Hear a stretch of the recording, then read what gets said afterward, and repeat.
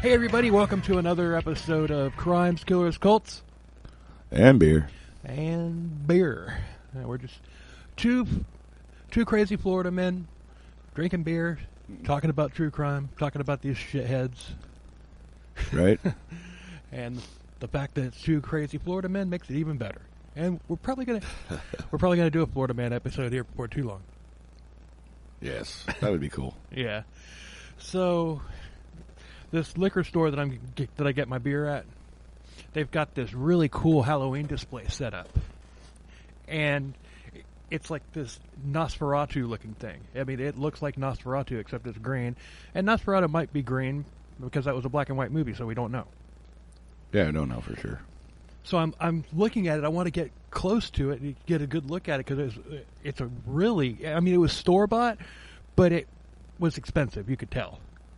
So yeah. It probably stands about 4 feet tall, and there's this cauldron in front of him, in front of Nosferatu, and I get close. I'm looking at it, and all of a sudden, this freaking skull pops out of the cauldron. It scared the shit out of me. I almost dropped my beer. Oh damn! Oh, that's good. I'm like, you got me. The guy's like, oh, he gets everybody. But, nice. But I mean, it really looked like Nosferatu. And the guy goes, well, a lot of people say it kind of looks like Yoda. I'm like, it's just because of the ears and the color. Yoda, holy shit. I mean, it's just because of the color, mainly. And I mean, no, it looked like Nosferatu. I should have taken a picture of it. Next time I'm there, I'll take a picture of it. Right on. So it really cool looking. Anyway. I got a question for you. All right. Are there any sounds that just like nails on a chalkboard to you, where it just you hear it and it just like it just gets to you? No, not really. Well, no, I don't. Nothing like really like bugs me. Not quite like that, but yeah. Okay, well, there's something with me, and it's when the sound of opening a can of beer and then pouring it into a cup. Oh yeah, you mean like this? Oh, you asshole! Where's my cup? Here it is. Oh, that's just so wrong. Ugh. There. Oh, it's all going to fit. Oh shit. Okay. Almost filled. Oh, God. That was not cool. Yeah, well, you know. But there's, yeah, I also have that typhobia or whatever, where holes, like really get to me. Okay. I don't know why. It's just whenever I see something, it irks me. Like I can look at it like a honeycomb, and it'll just like make my skin crawl. Really? Yeah. No, I got nothing like that. I mean, it's not bad. I mean, some people have it like really super bad, where it puts them in a panic attack. Me, it just makes me cringe for like a split second. I guess if I'm gonna have it, it's good that it's just a little bit. So yeah, nothing really gets me like that. But I mean, yeah, nothing like that. I don't know. Well, there is another sound that kind of really gets to me and makes my skin crawl. You want to take a guess as to what that is? I have no idea. Nu metal. Nu metal? Yes, nu metal. Nu metal? Some of it, yeah, I can see some of it, but, some of it's pretty good.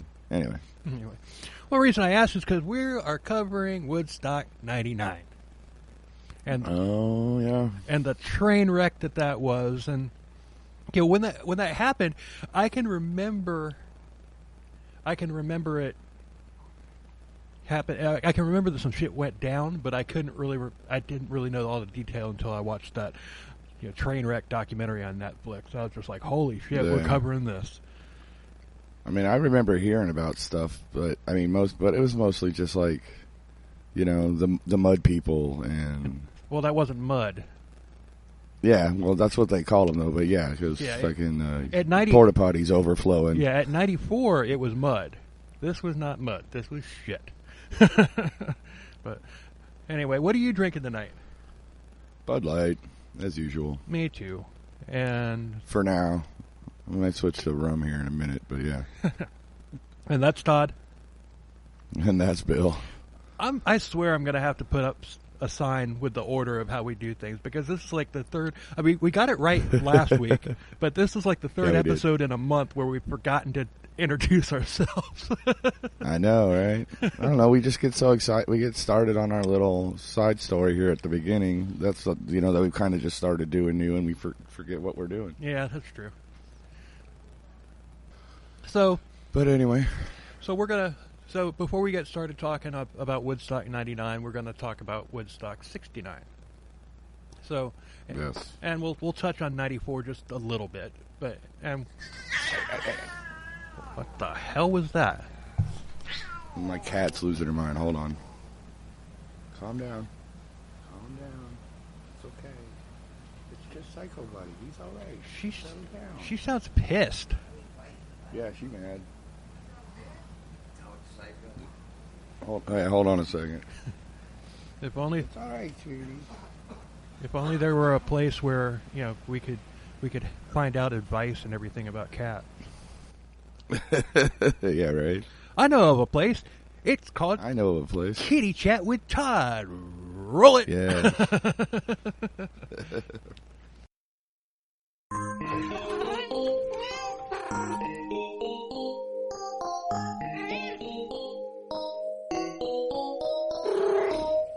Is your feline fur baby having uncontrollable hairballs? Kitty Chat with Todd can help. Does your precious princess sharpen her claws on your brand new microfiber sectional sofa? Kitty Chat with Todd can help. Join Todd, the crazy cat lady. He can help you with all of your pussycat problems and your kitty cat concerns. Did your kitty develop indigestion after it ate your meth head roommate who died of an overdose while you were on vacation? Kitty Chat with Todd can help with that too. Find the Kitty Chat with Todd podcast at Kitty Chat with Todd on MySpace. Kitty Chat with Todd has the answers you need. Kitty Chat with Todd, where every day is Catterday. Meow.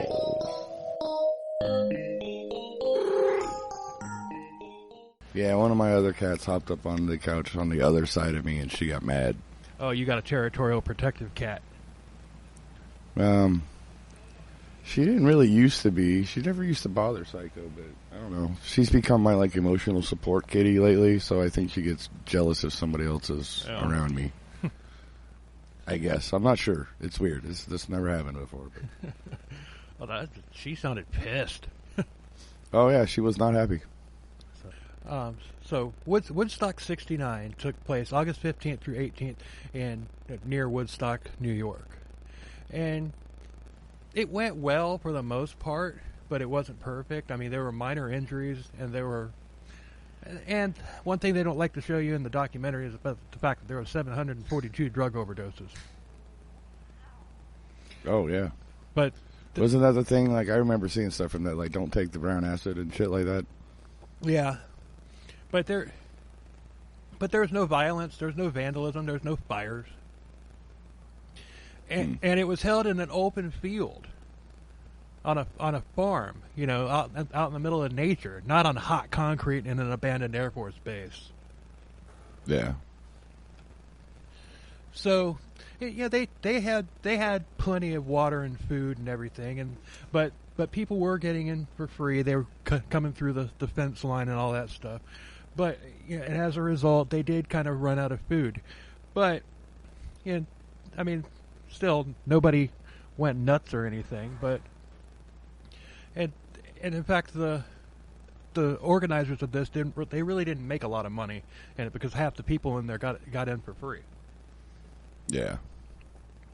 But there were around over 400,000 people that showed up at the first Woodstock. I know, that's a lot. Yeah. So, a man named Michael Lang, he was one of the founders. So some of the acts that included were Jimi Hendrix, Arlo Guthrie, Joan Baez, Santana, Mountain, The Grateful Dead, CCR, The Who, The Who. Jefferson Airplane, Blood, Sweat, and Tears, and Crosby, Stills, Nash and Young. Yes, lots of great bands. Huh? So lots of great bands. Yeah. The Beatles were invited to perform, and they wanted to, but it would only happen if John and Yoko could play their own set together, in addition to the Beatles being there. And the Woodstock people said, thanks, but no thanks. Well, yeah. That's probably a good idea. Yeah, that if they had taken the stage together with Yoko, their Woodstock '69 would have had riots. Yeah, probably. But all in all, it was a good, it was a good time. All in all, it was a success, and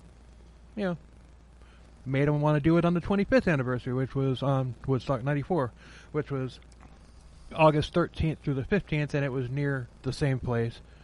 And many people actually got in free there too, due to cutting the fences. But there were no riots. Yeah. They did kind of have food shortages though, but it wasn't to the degree of what happened in '99. It was more, it was more that they had enough food there based on how many tickets had been sold. Right. And plus it rained a lot, and there was just, and people were just playing in the mud and everything. And one of the bands that played there, he encouraged the people to start throwing mud at the stage, and he would throw it back at them. I can't remember who that was, but was it Green Day? Because I seem to remember seeing a picture of Green Day playing and like Billy Joe fucking covered in mud because they were throwing shit at him. It might have been Green Day because I know they were there. Yeah.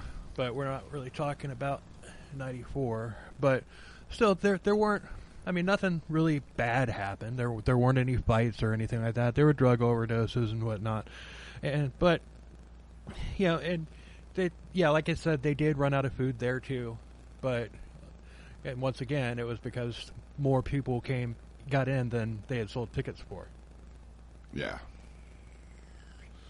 So that was something that they wanted to fix when it came to the 30th anniversary of Woodstock '99. But which was a train wreck. Which is why the documentary is called Trainwreck. I think I think a better name would have been Clusterfuck, but I don't think they could have called it that. I mean, they had Don't Fuck with Cats. Yeah, they could have called that. I mean, it's Netflix. Yeah. But anyway. So the music was Clusterfuck. That would have been great. Yeah. The music wasn't the same. It's all the music scene in general wasn't the same. It was all corporate, boy bands, new metal, and then the actual what passed as rock was just like closing time. Just Oh, yeah. It's like shut up. It's like get Dee Snider out there. I want to rock. But so it was all about the money. All about the money is what the record companies, emphasis was put on. It wasn't the art anymore, other than the art of making money and shitty music that drone fans would eat up. And I'm not specifically talking about nu metal. I'm talking about all the boy bands and all that crap.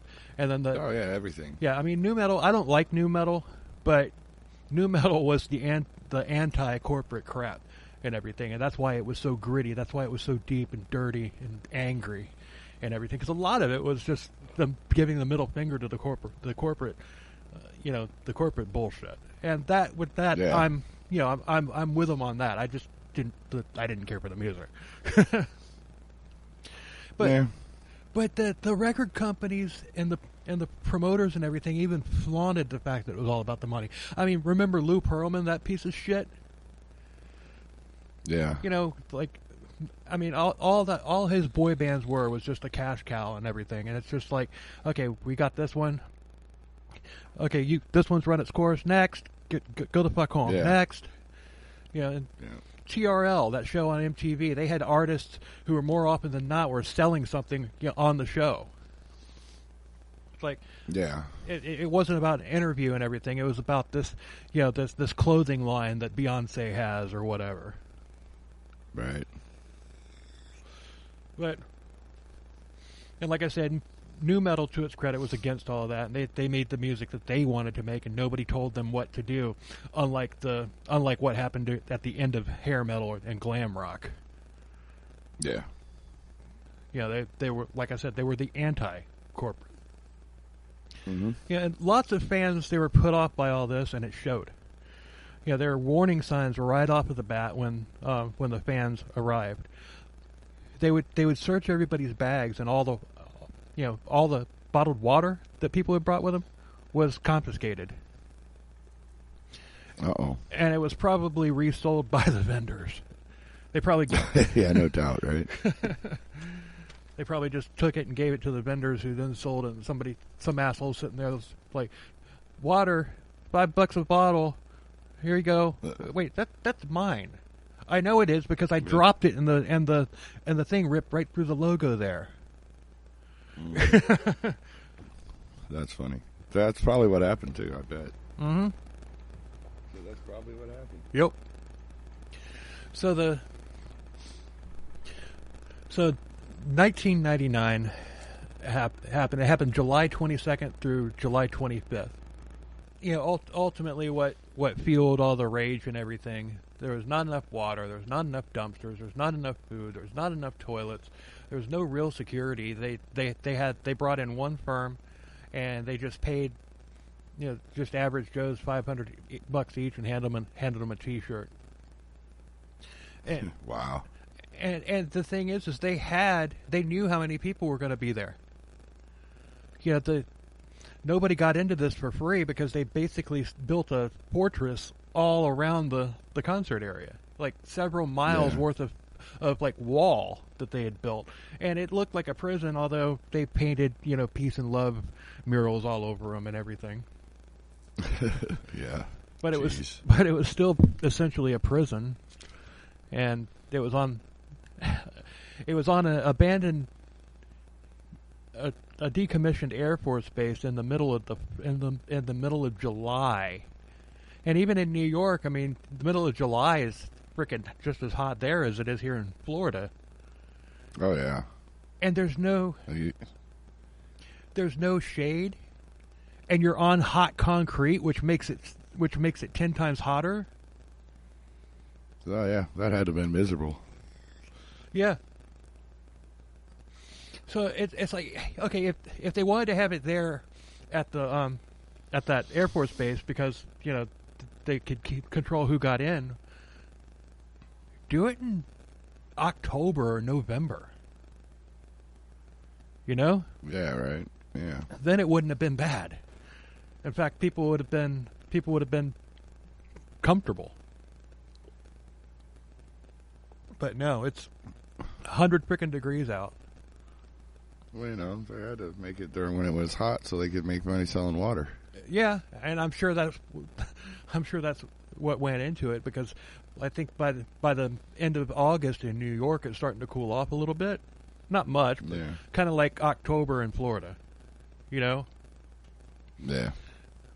So that let's put it during the hottest time of the year.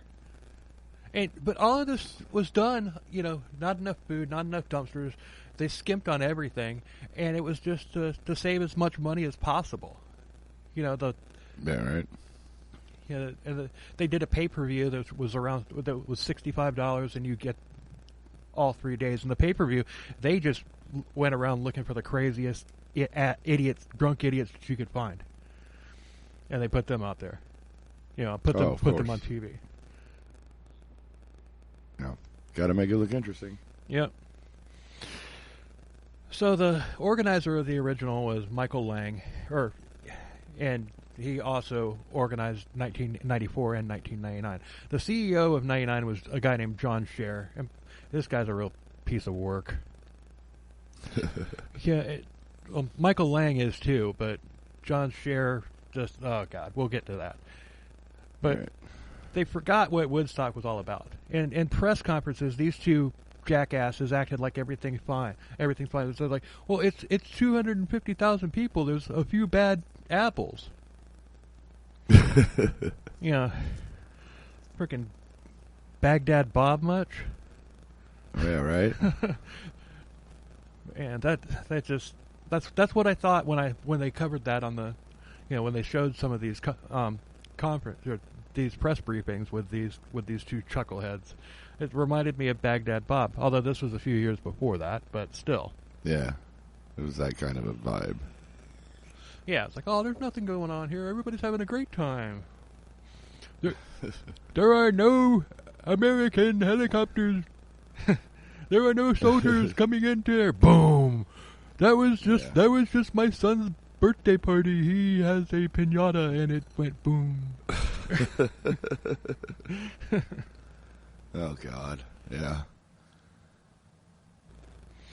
So the running water that they did have, it was tainted with shit, and people were drinking it and bathing in it. They didn't know that it had been tainted with all the shit that was there.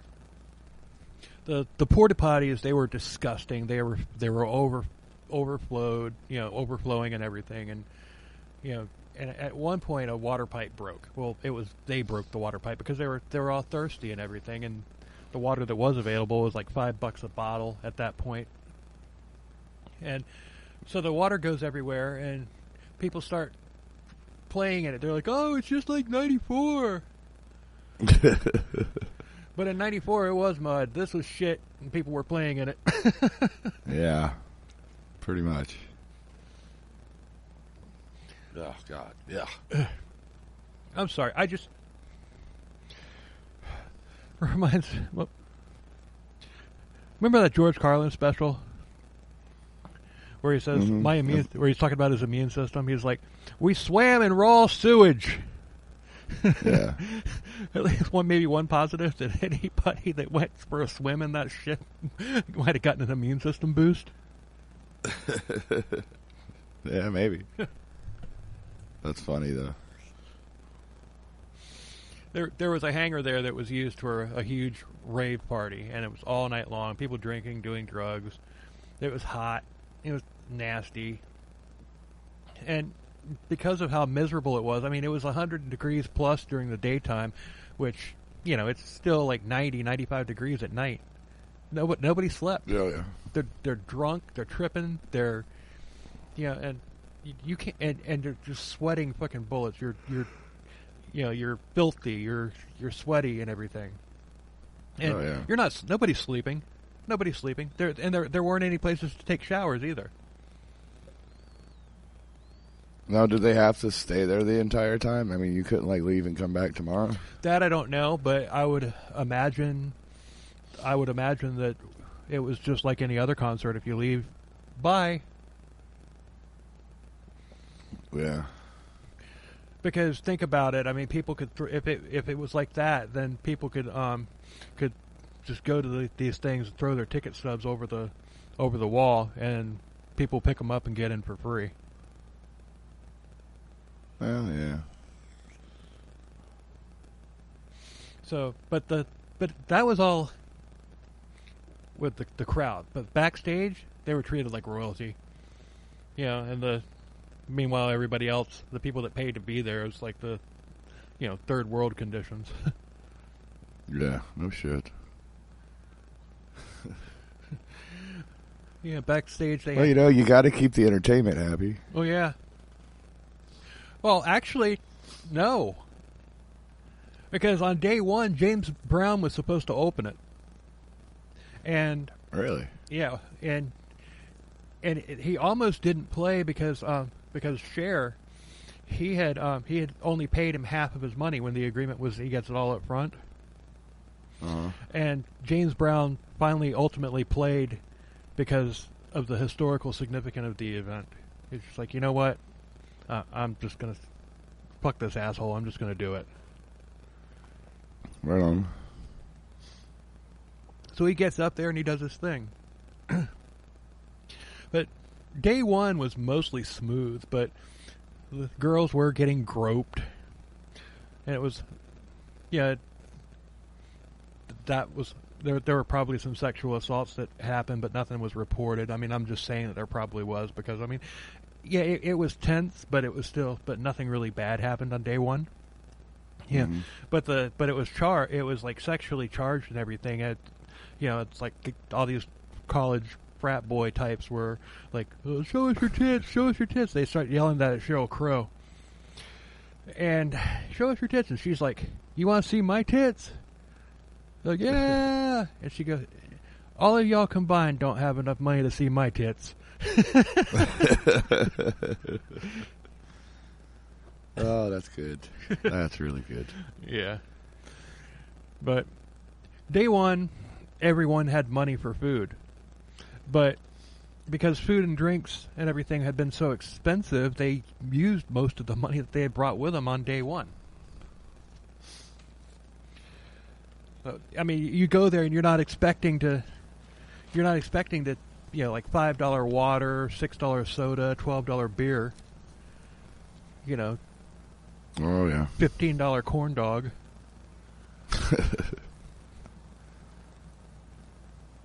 That's ridiculous. I don't know. I don't understand why they think they could get away with that shit. Well, they can. I mean, look at now. I mean, you go to a stadium, like a football game or a concert at a stadium. It's $18 for a tall boy beer. $18 freaking dollars. You go to an arena concert. It's like it's like $15 for a tall boy beer. Well, I mean, I don't know. I think the reasoning behind that is so you don't drink as much and get fucking hammered. But I mean, I'm sure there's some greed in there. I mean, there's greed involved in it too. But I think maybe the part of the reasoning behind it is like, all right, well, beers are $15. I ain't spending $15 a beer. I'm not gonna drink. Well, the unintended consequence of that is people like me. To hell with football games. To hell with stadium concerts. To hell with arena concerts. I'm done. Oh yeah. Because I do like to drink. I do like going to football games and going to concerts and all that stuff. But I'll be damned if I'm going to pay $18 for a frickin' beer. And I like to drink. Yeah, hell yeah. I like to drink. Yeah. And when I go, like if I go see a concert, like I saw Iron Maiden down in Miami back in 2019, well, actually Fort Lauderdale. We parked our car at the hotel. We took an Uber to the arena, took an Uber back. We didn't drink and drive, and beers there, I think they were like $6 a piece, which still sucks, but it's I'm willing to do that. Yeah, I mean that's not too far away from like bar prices, but yeah, I know what you mean. Yeah, so it's like Iron Maiden. I follow them on Facebook, and they're getting ready. Like I think that the first night of their American tour is tonight somewhere. I'm not sure where, but they're all like, "Yeah, who's coming?" It was all I could do to keep myself from typing on there. It's like, I'd love to see you, but I ain't paying $18 for a fucking beer. Right. That shit just ain't happening, bro. Sorry. And it's not the band's fault. And unfortunately, no, it's not. But and unfortunately, because of like streaming services now, the only way that bands can make any real money is to tour. That's why. Like during COVID and all that stuff, all these bands not playing and everything, they didn't. They weren't making any money during that time, and not everybody's got the bank account that like Metallica or Iron Maiden or whatever have. Well, everybody started doing they started doing like live stream concerts from their houses and shit. Dude, yeah, I know. Stryper did that. I watched one of them. It was pretty cool, but still, it's just like watching a YouTube video. Yeah, but yeah, you do what you have to. Oh, I know. So, yeah, the day one, like I said, the tension was already in the air. But Wyclef Jean, he tried to do Jimi Hendrix' national anthem. Okay. And it was crap. Wyclef Jean apparently... Dude, Wyclef, I didn't even know he played guitar, dude. Oh, he doesn't. What the hell? He doesn't. And it's obvious in his attempt to do the frickin' national anthem. Okay. Yeah, it was a little bit better than that video clip of Lil Wayne when he brought a guitar on stage. Dude, I watched this guy on YouTube. Little side note here, because you said Lil Wayne. Dude. He actually bought a guitar that Lil Wayne played and broke on stage. Mm-hmm. And he was going to see if he could put it back together and, whatever. But on the back of the neck, there's tape on the back of the neck saying, play here, hit these notes, slide up to here, like play where the tape is and like what string to hit. Well, if you have to look at the back of the neck of the guitar, you're not looking at the front of the neck where your fingers are. We don't, but dude, just so he could look at it, like when he wasn't, whatever, you go, okay, I got to go to here, and the tape was there to let him know, like, play on this fret and play this string, and like it was funny. It was just like, yeah, I kind of figured it was probably something like that. Yeah, but it's like rappers. If you can play, great. But if you can't, don't do it. Don't. Yeah. So. Anyway, Wyclef Jean, he told the crowd to start pelting. Right, hold on, I gotta stop you 1 second. It's Wyclef Jean, not Jean. Okay. Like Jean-Luc Picard. Yeah. Same thing. Okay. Well, punch my rap card. Actually, you know what? I'll just surrender my rap card. There you go. I didn't even know I had a rap card. I know, right? Me neither. You can have it. You can have mine too, but I got to find it. I don't know where it is. I don't know where I put it. We'll put it in the shredder. Whitley. Right? Oh my God! Yeah. Sacrifice it on stage at a Dragon Force concert. Anyway, Wyclef Jean. There you go. Told the crowd to start pelting him with bottles, water bottles. So they start throwing all this shit on the stage, and after he gets done, like, butchering the national anthem, he smashes the guitar on stage. All right. That guitar is probably like, thank you for putting me out of my misery. Yeah, no shit. Yeah. Guitars can be like that. Mm-hmm. So Korn, Kid Rock, Limp Bizkit, they all played their own set. And they do what they do. I mean, they came out and they blew the frickin' doors off the place, and like all of them did. They just, that got the crowd amped. But they did what they were supposed to do. You don't go to a Limp Bizkit concert and expect to have him doing like ASMR versions of his songs. Right. It's all about the he said, she said, bullshit. Yeah, you don't. Anyway, I mean, you know what you get when you book bands like that, or at least you should anyway. And we'll get to that. Yeah. But Korn should have been the headliner that day, on day one, but they were the second to the last band. But Korn frickin' put on one of the most intense shows that they had ever done. And it was so intense, and Jonathan Davis even passed out at the end of the show. Like, they revived him quickly, but the show was so intense. Jonathan Davis even said that intensity from the crowd that freaking huge. He said that it was better than any drug he had ever. The high was better than any drug that he had ever done.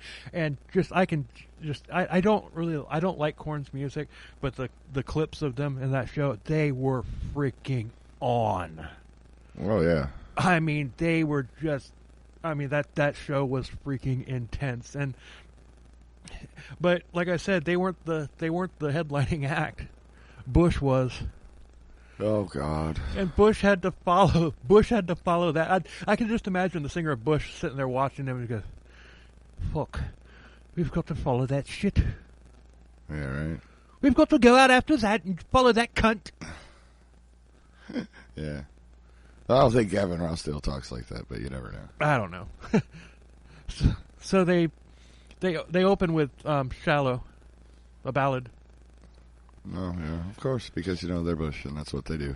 But the thing is, I mean, props to them. I think they saw that the crowd was going a little crazy, so he's just like, okay, I gotta kind of diffuse. Just I think he saw what was coming.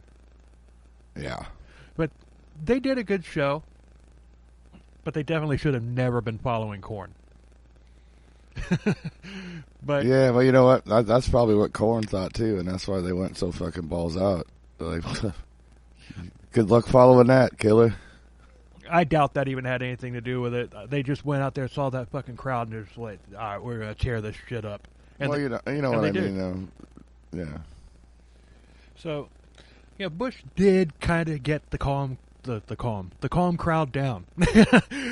Bush did kind of get the crowd calmed down, and then everybody went over and raved all night long and all that stuff, and did Crank and frickin' whatever else was there.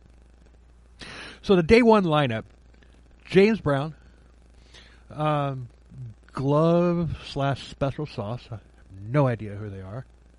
Yeah, no clue. Jamie Roqua? No idea. No idea. Live. I know who they are. Okay. They're good. Yeah. I love their song, The Dolphins Cry. Yeah. That's usually me on Sunday during football season. But not yesterday because we whooped the shit out of the Patriots. Yeah, you did. I didn't see the game, but I heard about it. And the reason I'm doing these lineups is because I want to show you the mismatch. Yeah. No, I get it. Sheryl Crow, which, I mean, yeah, at a festival, you could have Sheryl Crow in with metal bands. Oh, yeah.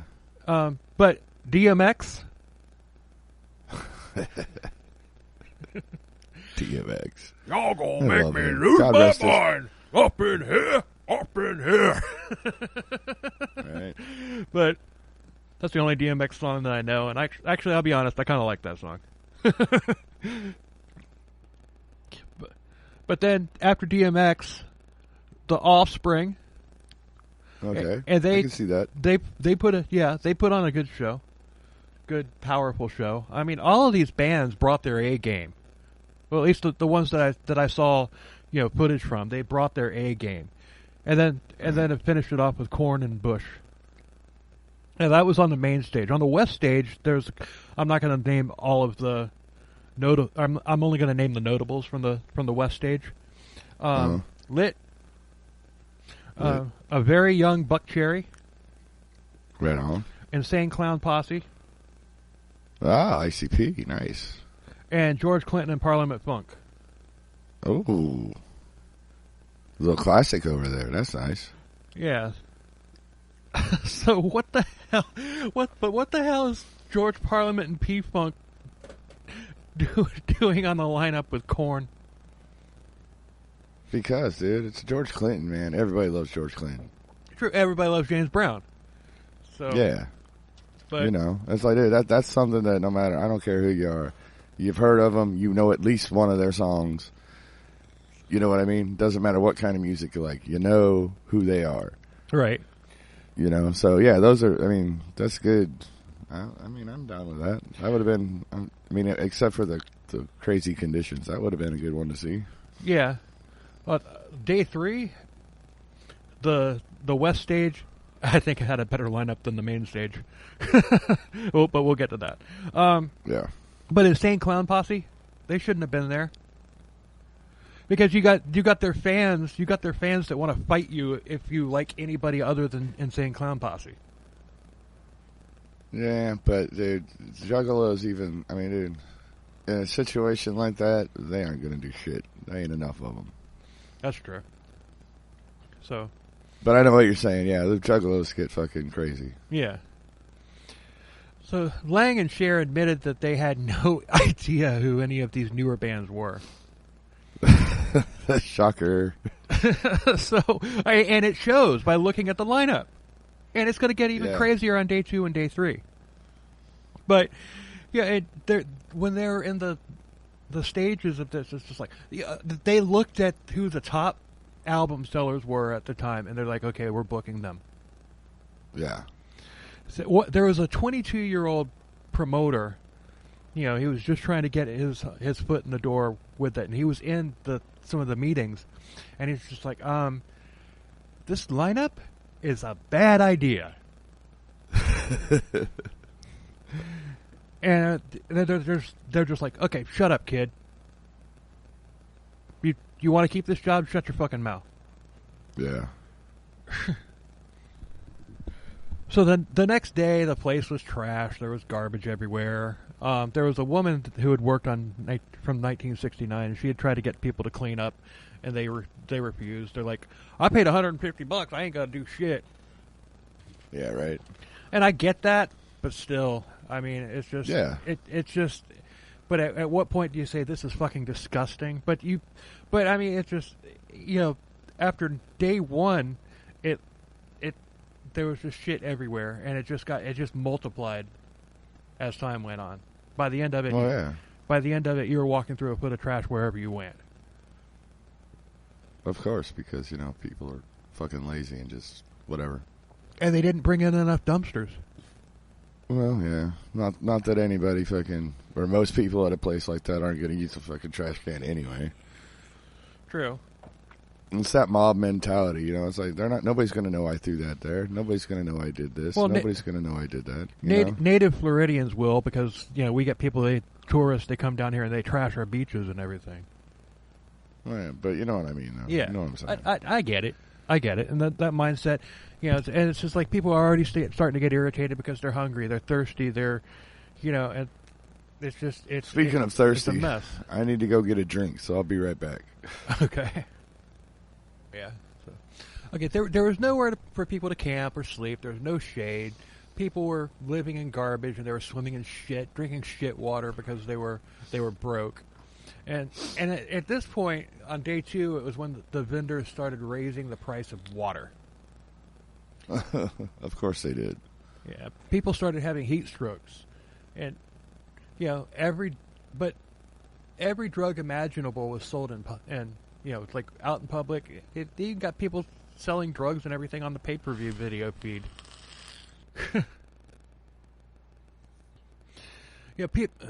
People wound up getting sick from the shit water. They got mouth infections and stuff like that.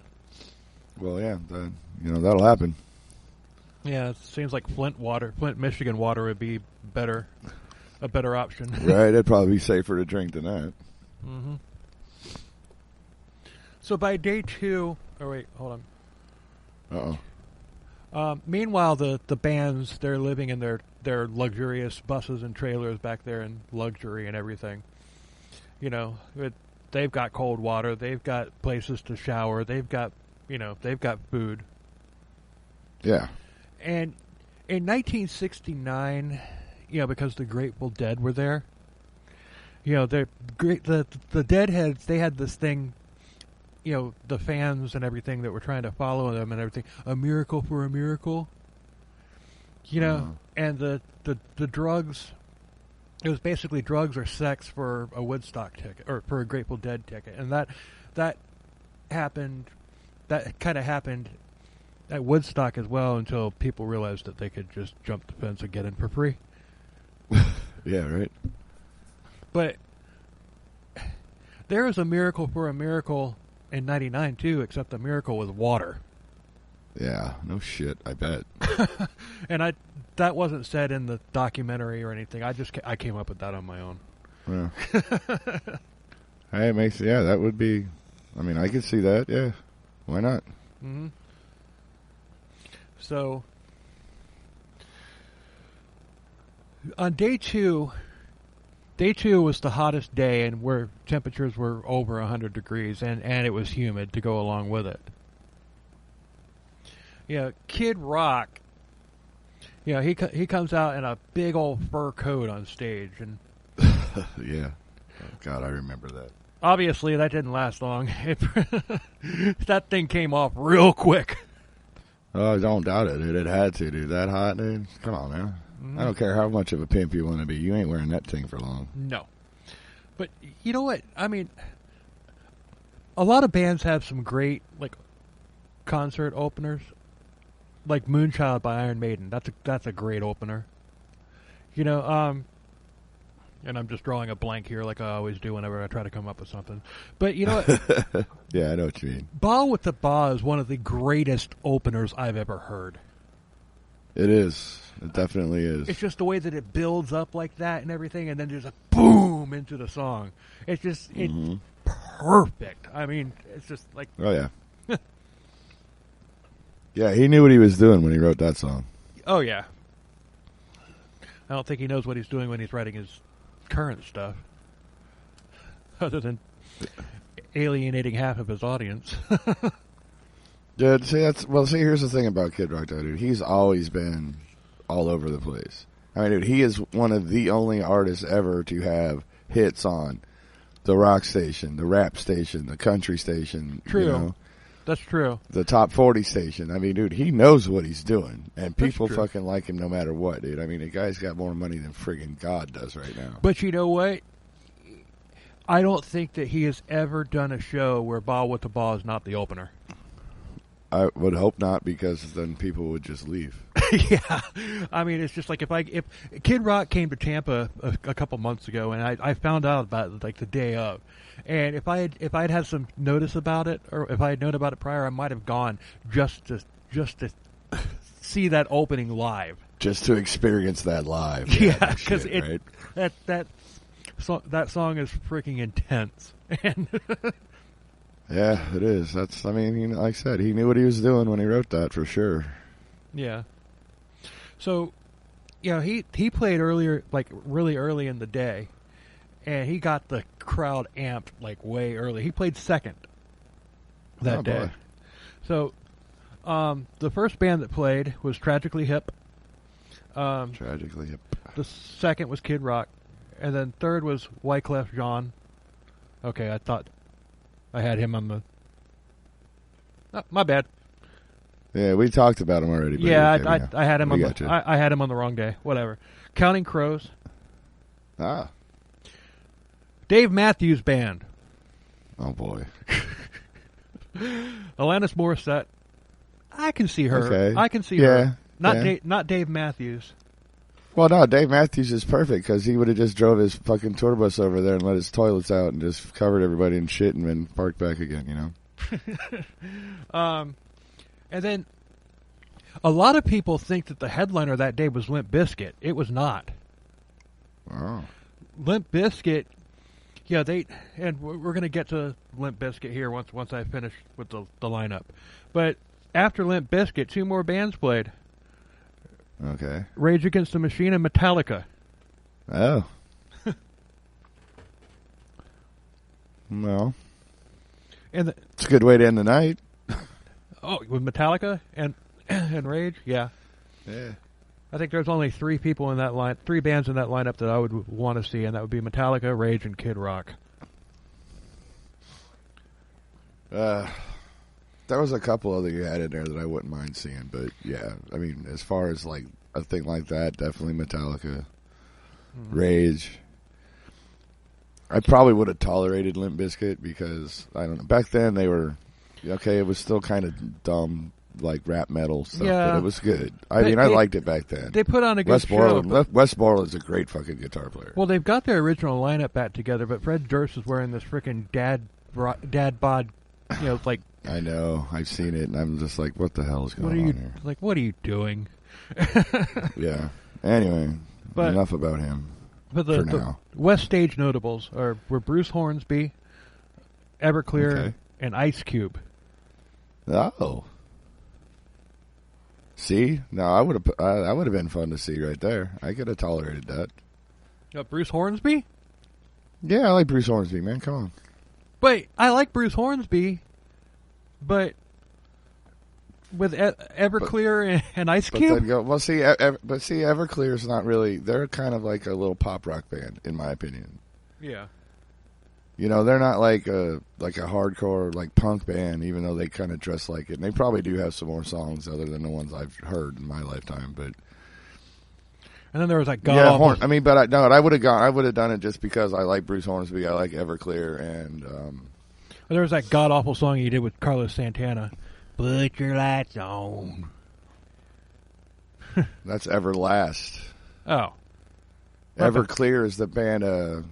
We Can Live Beside the Ocean. Oh, okay. I was thinking it was the rapper that did that song with frickin' Carlos Everlast Santana. from House of Pain. No. Yeah, but anyway, moving on. Okay, in the hangar, the hangar was for the after party, the rave, and everything. But during the day, it was the upcoming artist stage, and I went through the lineups of the upcoming artists. I had never heard of a single one of them.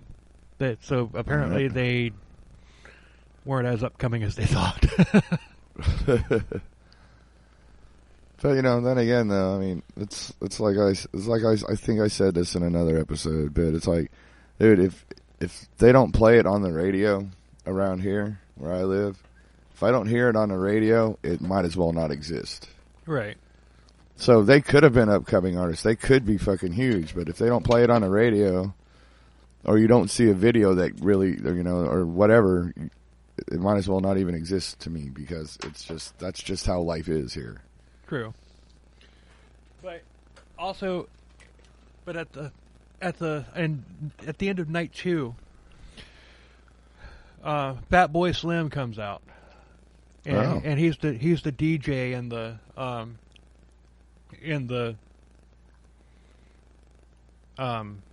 rave. In the hangar?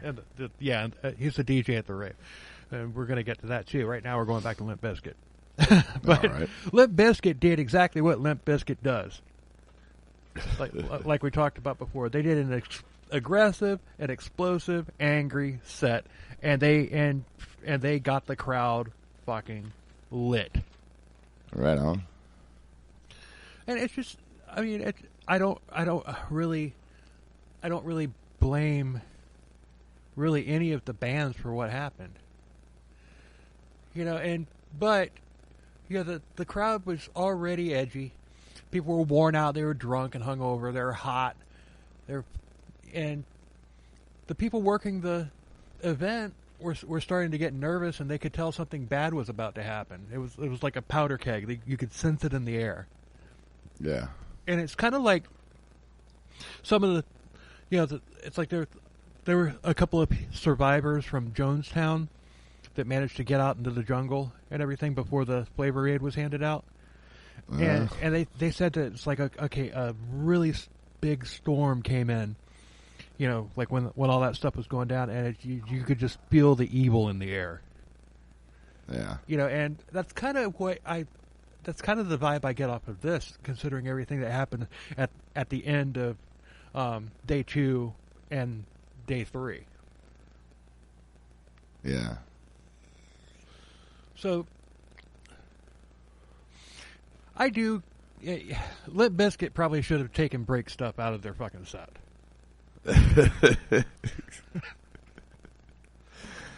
Yeah, but it was their big song. Yeah, it was, but still, I mean, it might have been a good idea but still, they were there to play a Limp Bizkit show. Yeah, and that song that's part of their show. So yeah, I mean, I understand what you're saying. Yeah, because let's look at this crowd. Maybe we shouldn't encourage them. Right. But at the time, Fred Durst, like if Limp Bizkit as they exist today existed back then, I bet that they take that song out of the set. Maybe. Maybe. Oh, we don't know how Mr. Frickin' bowling league dad guy or whatever. Right. Who knows what he would have done? I don't know. But people started breaking things. Yes, of course they did, because that's what you do. Yeah, and people started. Yeah, they started climbing the sound tower.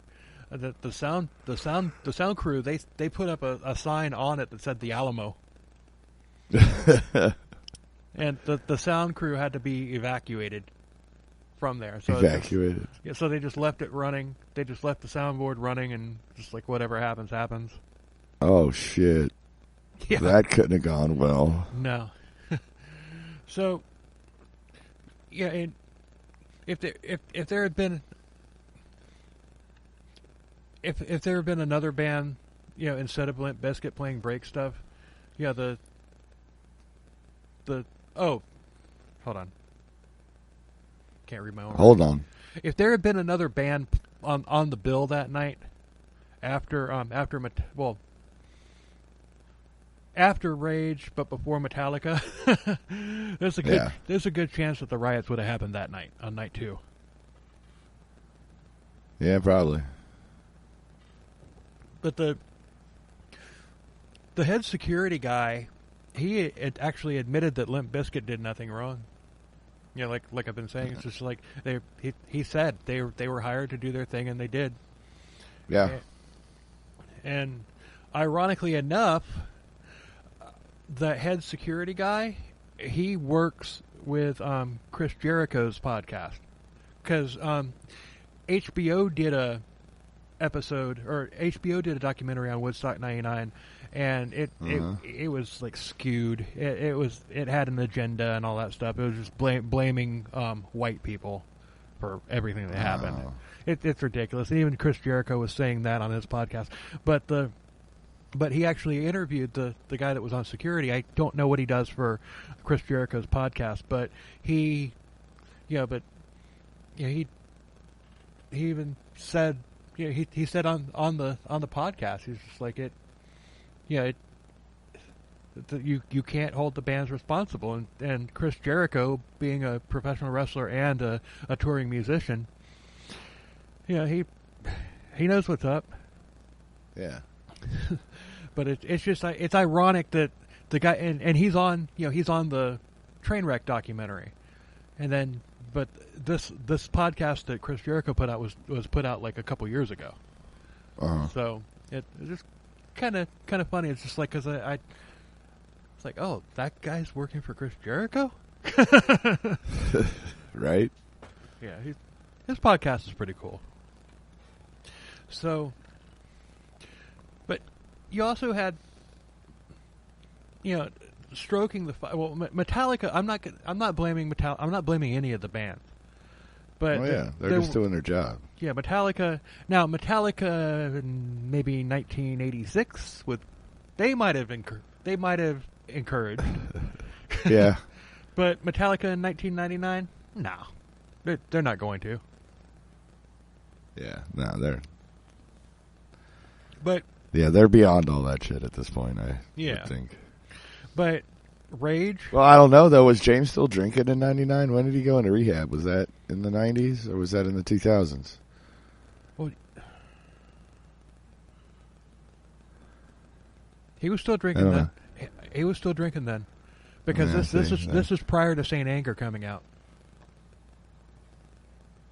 See, dude, we're talking about something that's like 23 years ago. I mean, I barely remember what I did yesterday.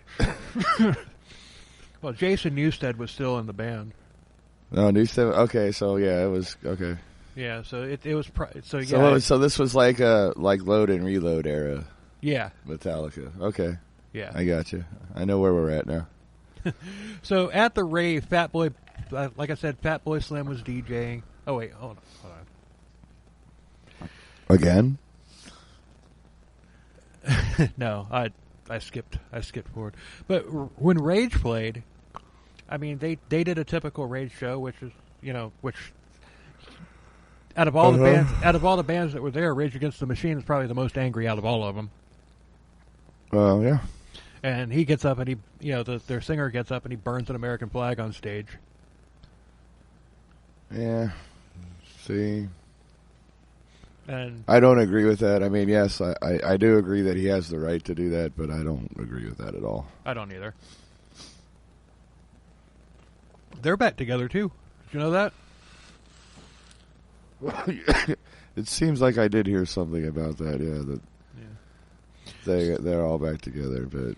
So that amped the crowd up even more and everything. Fuck you, I won't do what you told me, which becomes key later on in the story as well. Yeah. But and then Metallica comes on and everything, and everybody was probably just like, fucking Metallica, and they might have just forgotten about it. It's like, fucking Metallica, Yeah. So I can see that. Anyway, at the rave, Fatboy Slim was DJing, and this is where the wheels really start coming off. Fatboy Slim, he's whipping the crowd up, he's doing his thing, and then all of a sudden a van starts creeping into the crowd, and it was being driven by somebody that was just freaking totally incapacitated. Uh-oh. Luckily it was only doing like 1 or 2 miles an hour. You know, right. I mean, he could have just hit the fucking gas and just plowed through. But people were on top of it, dancing and stuff like that, being stupid. And Fatboy Slim's show was stopped by security, and he told the crowd, he's like, the crowd started getting pissed. They started rushing the stage, getting mad at him. He's like, "Hey, they're making me stop. I got to stop for security reasons. They're making me stop. I want to keep going. They're making me stop." And then when they finally get the van stopped and they get this idiot out of there, they get inside the van. There was a 14-year-old girl who was passed out, and she was like naked from the waist down, and a guy was pulling his pants up. Oh boy. Yeah, freaking girl gets, raped because she had passed out. Yeah. Yeah, ecstasy had been handed out all, during the rave and everything, and orgies were like happening all throughout the hangar. And in fact, the security guy that works for Chris Jericho now, he said it on the Trainwreck documentary, and he also said it on the Chris Jericho episode. He's just like, think about a certain biblical reference, and that's what was happening. And that's all he said on the Trainwreck documentary, but on Chris Jericho's show, he's like Sodom and Gomorrah. Mm-hmm. Oh yeah, no, that's right where I went. Yep. So on day 3, there wasn't a square foot that didn't have a foot of trash on it, and people actually started leaving. They're just like, "Fuck this," or yeah, right, out of here. And Willie Nelson opens day 3. On the Willie Nelson, yes. He's out there on the road again, and that's what people were doing. They were getting on the road again, getting the fuck out of there. Willie was warning you. But he opens with Amazing Grace. Amazing Grace, how and he's just like, why was Willie Nelson even there? Because he's Willie fucking Nelson, man. That's why. Yeah, but the man is a legend. Well, the day 3 lineup on the main stage wasn't, it wasn't really that big. I mean, I'm going to get to that right now. It was Willie Nelson, the Brian Setzer Orchestra. Okay. Everlast. Oh, Everlast this time. Okay, that's how I got confused. Right on. Okay, here's another one. A head scratcher. Elvis Costello. Okay, I don't get that, but all right. nothing against Elvis Costello. I just, yeah. Nah. Followed by Creed. Okay. And heading it out, finishing the night was the Red Hot Chili Peppers. Ah. And West Stage notables on that one: Our Lady Peace. Okay. Seven Dust. Collective Soul. Okay, yeah, cool. Godsmack. Godsmack on the Godsmack wasn't on the main stage? Nope. Oh, they weren't that big yet back then. No, their first album had just come out. And one band that should have been on the main stage, Megadeth. Megadeth? Really? Yeah. Dude, I wonder how Dave felt about that. Metallica gets to play the main stage, and his band is over there on the fucking... basically sitting at the kids' table at Thanksgiving. Well, you know what you do? You know what should have been done with it? Take Elvis Costello out of the lineup. Push Jewel, Creed, Red Hot Chili Peppers back, and Megadeth closes. Yeah. But no, dude. I mean, so far, like a lot of the bands you said that have been on like the secondary stage, they're fucking better than a lot of the bands that are on the main stage. But these are just the notables. There were a lot of bands on the west stage that I left out. Oh, I'm sure, but you know what I mean. You know what I'm saying. Yeah. So at this point, all that's left are the crazy assholes because everybody with a brain left. Yeah, everybody else realized, fuck, shit's about to go down. Let's get out of here. Well, some probably thought that way. Other people are just like, God, I need a shower. I need a good meal. I need to get some sleep. A tetanus shot. A tetanus shot. So yeah, but like I said, everybody with a brain was gone. Yeah. And there was a rumor about a surprise headliner that wasn't announced, that hadn't been like advertised. And but the thing is that this was there to keep. They started the promoter like Lang and Cher. That's SHERR, by the way, not CHER. Okay, yeah, dude, you said that name earlier, and I'm like, dude, what the fuck has Cher got to do with this? But you got to think that these assholes that were in charge of it and everything, they start noticing people leaving. So they manufacture this rumor. Oh, there's going to be a surprise headliner. Did they start making up shit? Yeah. Oh no. They did. And oh no, that's going to go bad. Yeah. But there was nobody scheduled. There was nobody scheduled beyond the Red Hot Chili Peppers. So do you think they were scrambling to try to find somebody, or do you think No. they just made it up? It's like, oh, fuck it, dude. Once it's over, it's over. We don't care anymore. Right. We've got your money. So people were leaving. People were leaving. So they're like, so they just like send somebody else. Surprise headliner. Yeah. Start making shit up. Yeah. Just keep people there. Just be like, oh, wonder who that. But I was thinking about that though. It's like, who could have been a bigger headliner than the Red Hot Chili Peppers at that time? Metallica had already played. Limp Bizkit had already played. Korn had already played. Creed, Kid Rock. I mean, Godsmack.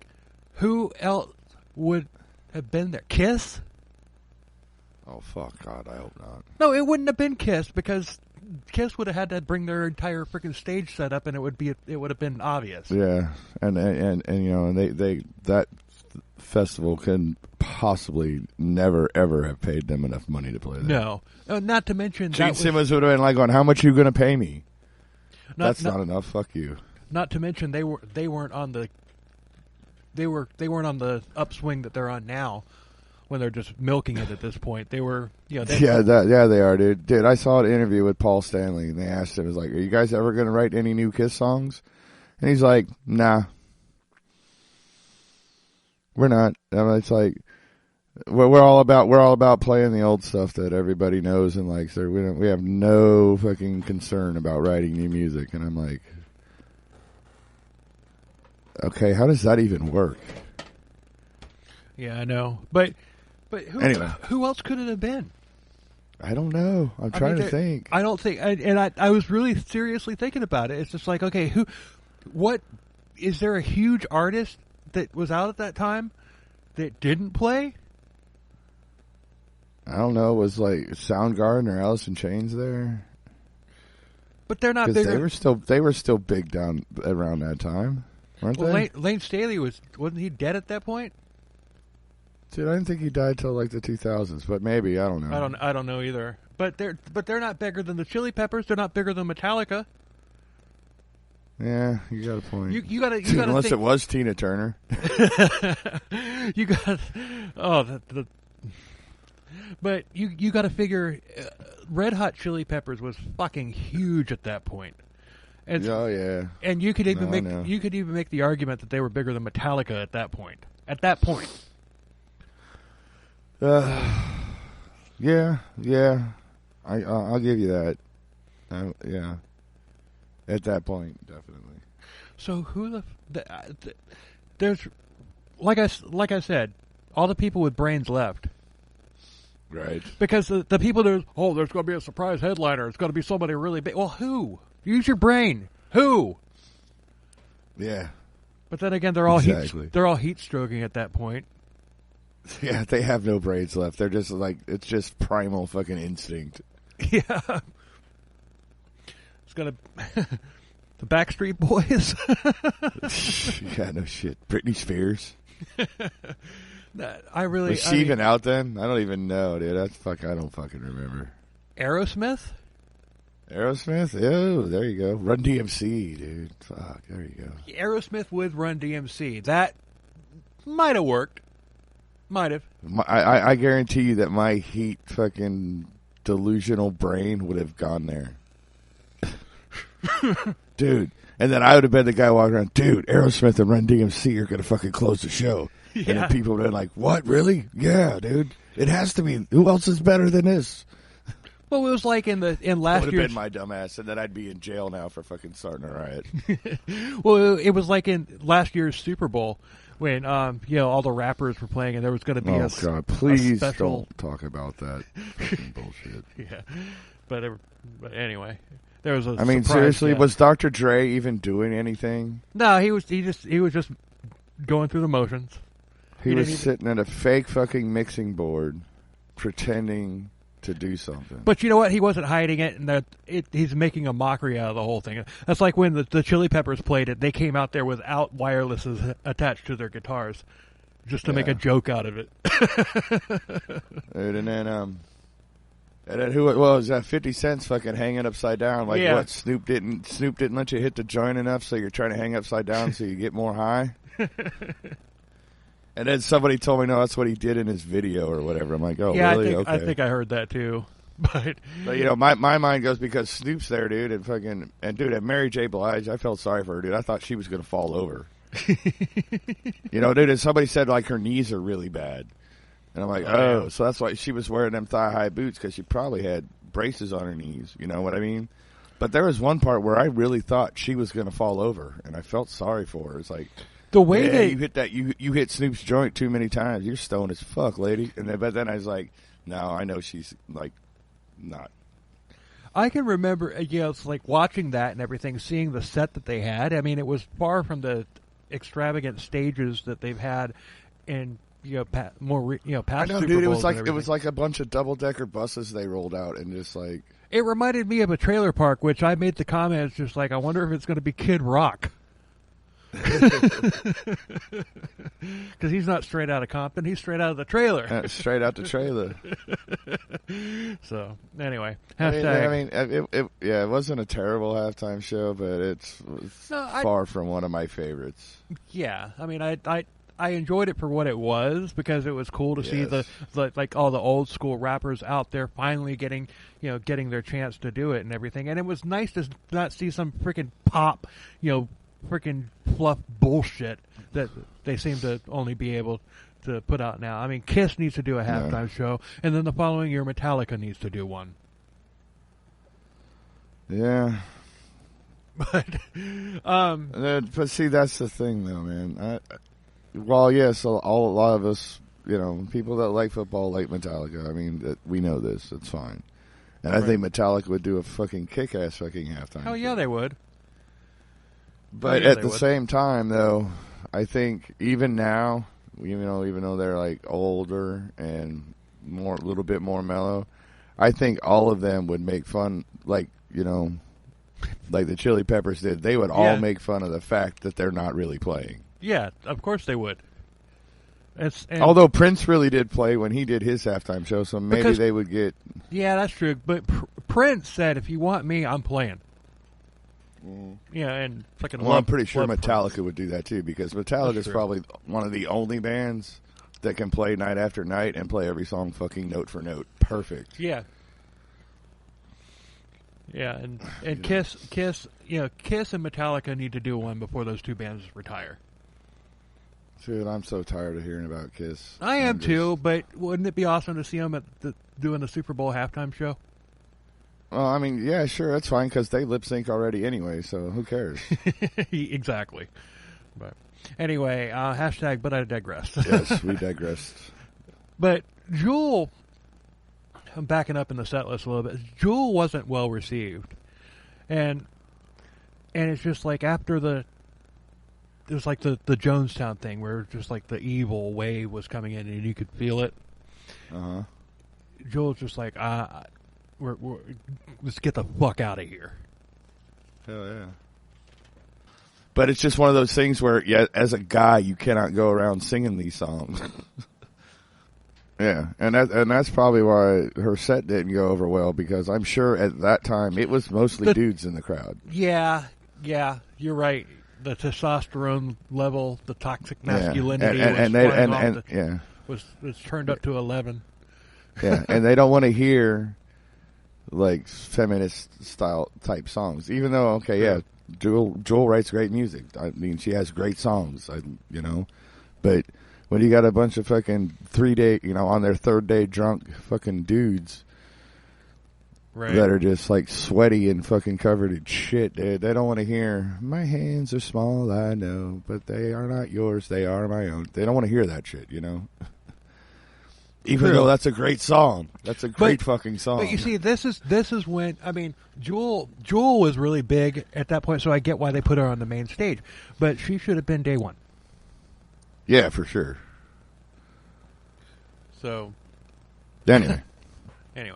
So the Red Hot Chili Peppers were the headliners, and Flea comes out there. He's completely fucking nude. the only thing that's covering his freaking junk up. They had socks on their dicks, didn't they? No, he was completely freaking nude. Well, he didn't have a sock on his dick? Nope. Oh, wow. Because they had done that before. The whole band had done that. But it's just like everybody else, like half the people out there were naked. So Flea's like, fuck it, I'm gonna go out there nude. So it's just like the only thing that's covering his dick up is and we have a friend that's done the same thing. Oh, I was just thinking that, but yeah, I'm not moving on. I said, yeah, but moving on. Yeah, so, but, I mean, it's just like, sometimes he'll pull that frickin' bass up, and, I didn't need to see that. Yeah, dude, I don't want to see your dick, man, come on. So, yeah, at that, people were, like, having sex all over the place during that show. It was basically the Sodom and Gomorrah that happened the night before in the hangar. Could you imagine the fucking, like, penicillin fucking depletion that happened after this gig? Oh, I know. God. Penicillin, because you know that every one of those people had to go get fucking penicillin shots for whatever fucking disease they contracted during this. Yeah. Oh, my God, dude. That's just, holy shit. So, mind-boggling. The crowd was like super rowdy at this point, and it was described as like a Lord of the Flies mentality. When Seven Dust played like earlier in the day on the second stage, then somebody had gotten hurt, and they had to bring in an ambulance, and these fucking drunk, pissed off, assholes, they attacked the ambulance and turned it over. Oh, of course, because, I mean, there was somebody that was having a heat fuck stroke. that person that needs help. Yeah, somebody a heat stroke. I'm sure a lot of them did. They just didn't know it. Right. Well, this guy apparently, passed out. He went down. Yeah. No, that's... So it's already... Not trying to disrespect it, but... Even though... and Seven Dust had played early in the day. So it's just like, and nothing was happening with these people because they didn't have any real security there. Right. So it was a free-for-all. Yeah, so there's no surprise headliner. But one last thing that they did have was apex stupidity.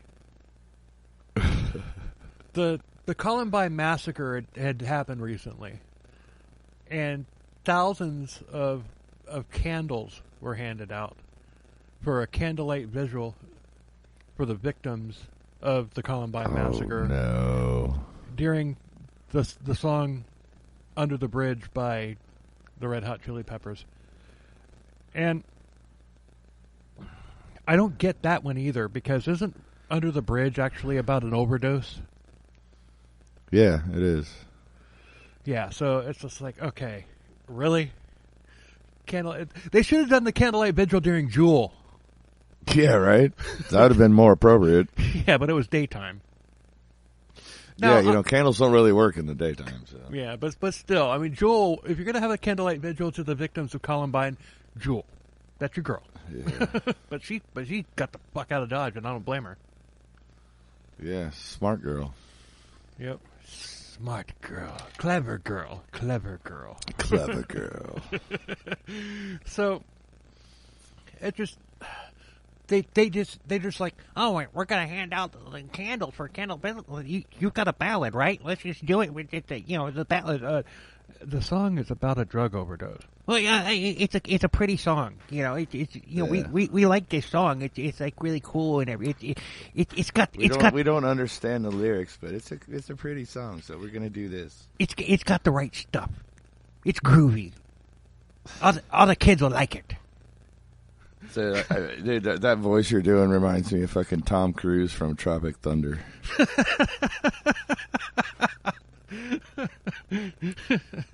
I'm just doing a freaking, like lame, like a lame freaking concert promoter that thinks. Well, that's what Tom Cruise's character in Tropic Thunder was a lame agent, but he had that voice, and yeah, it's big. You'll be big. The agent that has no clue what anybody likes, but he thinks he knows what he's doing. Yeah, that kind of thing. It just reminded me of that. That's fucking great. Well, like the guy, like the colonel in Spinal Tap is just like, what is? I'm just as God made me, sir. It's like I haven't had a haircut in about 2 weeks, so I better stay away from you guys. They might think of it in the band. I'm kidding, of course. Yeah. Moving on. Yeah, he knew the joke bombed, and he's just like, yeah, let's go. All right, come on. Yeah, so under the bridge. So they should have just scrapped that idea. Even the fire marshal who was on site said that was a bad idea. Yeah. And look at the ground. And it's covered with paper and plastic. Look at who's around here. Yeah. You want to give these fuckers candles? I mean, they already had lighters. You don't think they're going to set shit on fire? They already had lighters, but now you're giving them a candle and saying, hey, light this. Like, okay, I'm going to light this. Now you're giving them a reason to set shit on fire. Right. They might not have thought about it until you handed them a candle and, look, I can start shit on fire. Like, yeah. So. Holy fuck. Oh, fuck. I can't even fuck. I can't even fucking fuck. So. That's when the fires started. Yeah.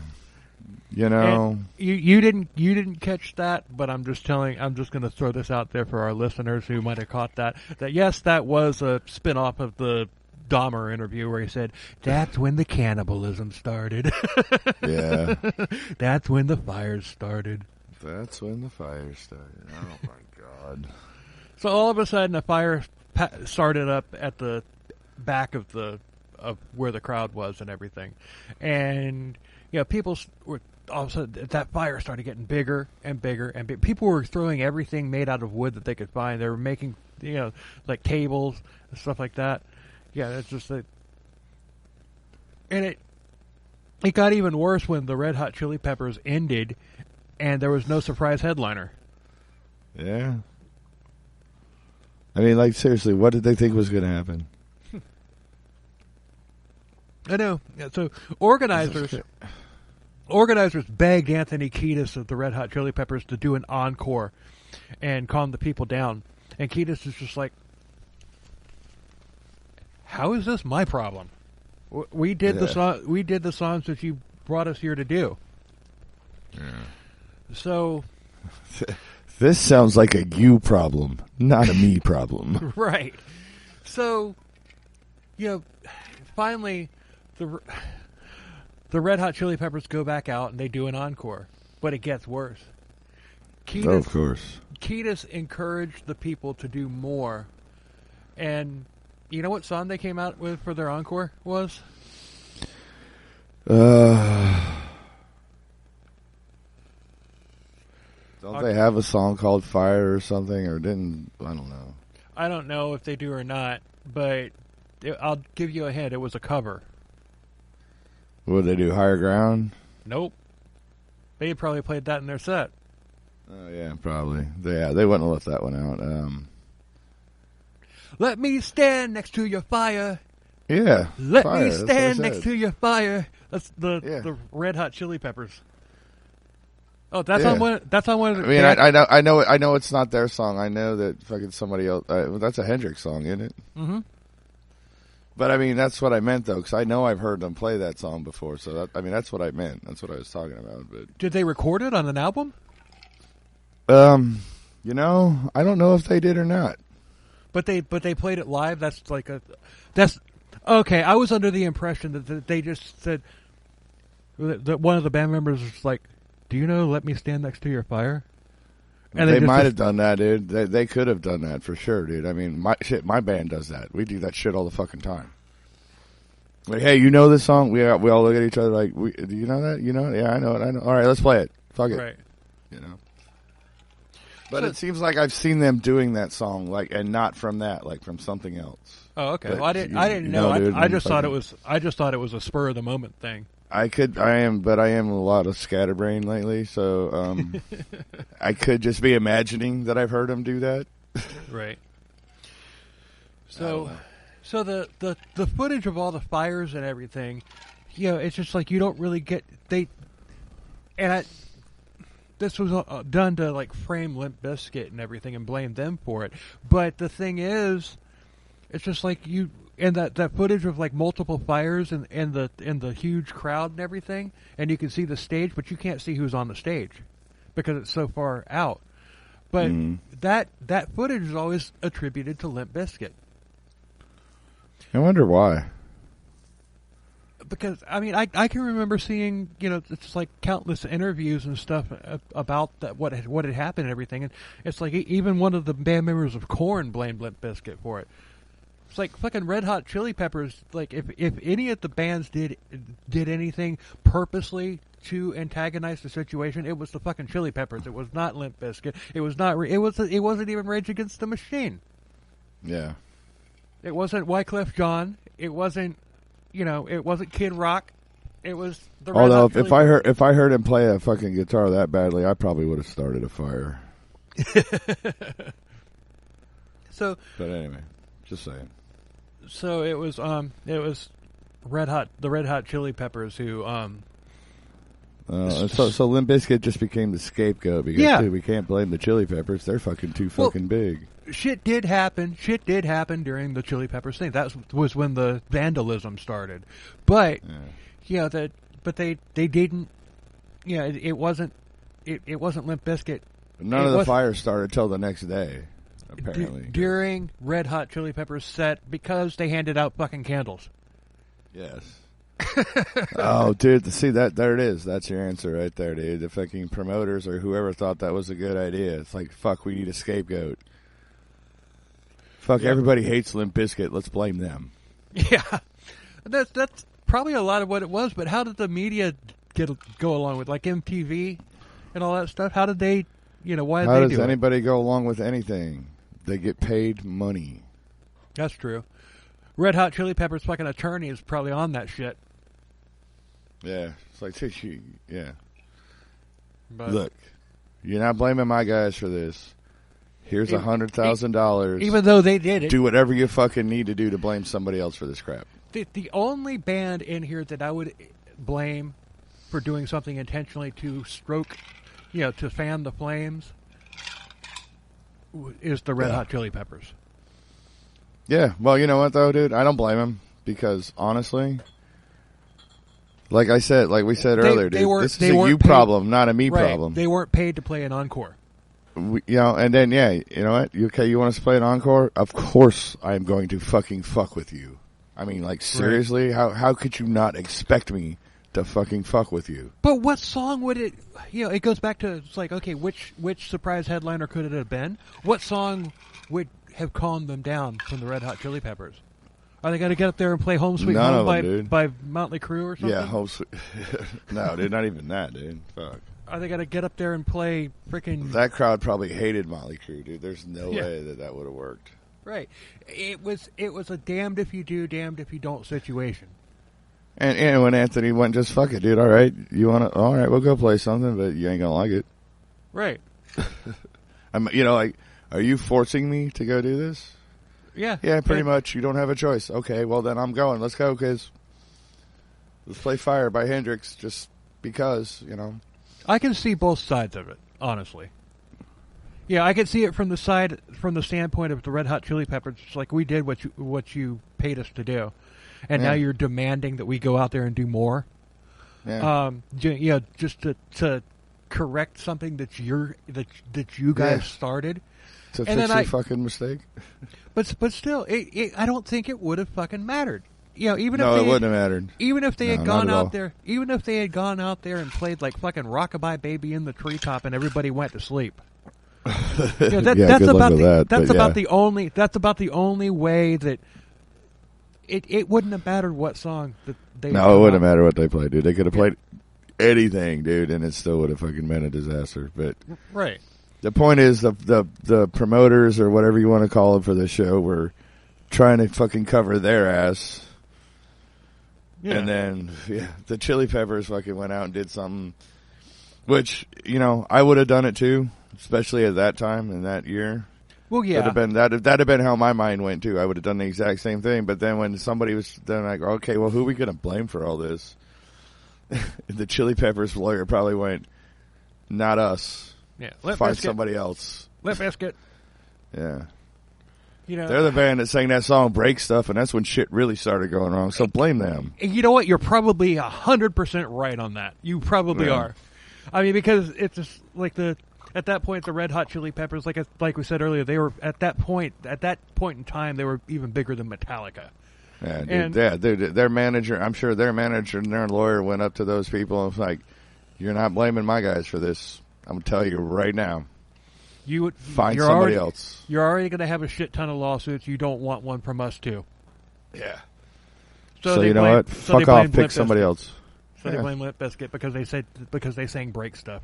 And honestly, the freaking damage that was done during the second night, it was nothing compared to what happened during the after the Red Hot Chili Peppers.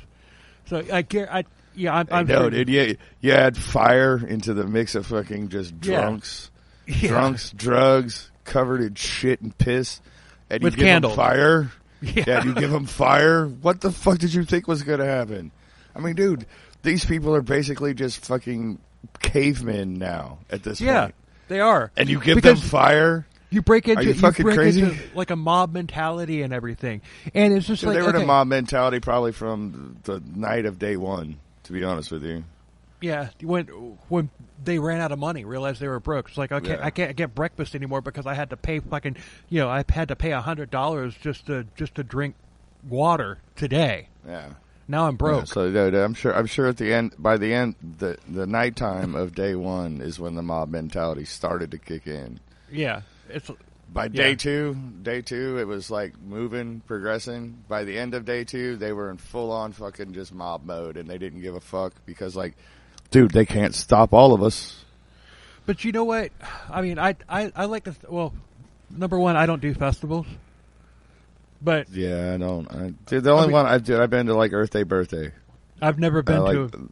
I've never been to one. But. So these people were exhausted, they were scorched, they were starved, they were treated like shit, they were exploited for every fucking penny they had, literally.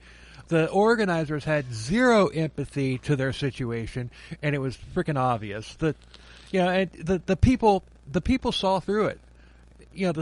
Like we said earlier, the surprise headliner rumor, that was just manufactured just to keep people there so they can keep milking them for money. Yeah. So they exploded, and what they did was wrong, but I can't say I blame them because it's just like we were talking about the mob mentality and everything, and it's just it's just you get pushed on and everything. It's just like okay, I don't necessarily blame. I don't necessarily blame the Red Hot Chili Peppers. I blame the fucking idiots that put this on. Yeah, And yeah, it's totally the fucking organizers and promoters' fault, dude. Yeah, every bit of this is. We're gonna get to that.